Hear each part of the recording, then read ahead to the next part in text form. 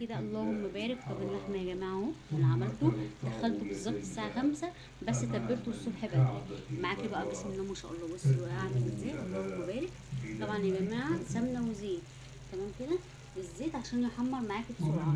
تمام. ايه، دخلته فرن، شوايه وفرن. بعد كده كان اللي عشان انا حاطه الطاجن من تحت، فرحت ايه اللي تحت كان لسه ايه محمرش، اللي هو كان الظهر اللي هو ده اللي هو تحت.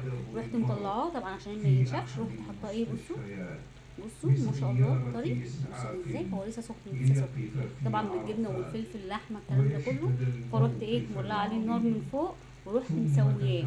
طبعا ما خدش دقيقتين النار كانت عاليه عليه. قلبته بقى بالمنظر ده، اللهم بارك اللهم بارك اللهم بارك. ده يا جماعه ده افطر النهارده. طبعا عشان انا مش هفطر في الشقه، هفطر في بيت حماتي الله يرحمها مع عم العيال والكلام ده كله. فانا قلت ايه اعمل لهم مفاجاه وناخد الفطار واحنا ايه نفطر هناك. بص كده بقى اللهم بارك. طبعا ايه هلف الطاجن دوت بالفويل، هحط صينيه من تحت لان بصوا لسه بيغلي والفطار خلاص فاضل له عليه حوالي ساعه ونص. تمام كده هسيبه يهدى وبعد كده الفه في الفرن عشان ما يبردش.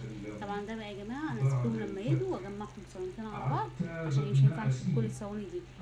بصوا كده اللهم بارك اللهم بارك اللهم بارك.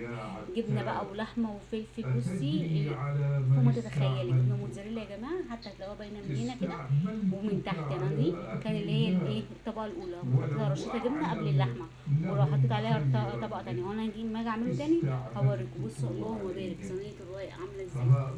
اللهم بارك. بصوا طريه يا جماعه، ولا لبن ولا بيض ولا اي حاجه ولا ولا شوربه. ده الرقاق اللي هو الطري، ولا شوربه ولا اي حاجه.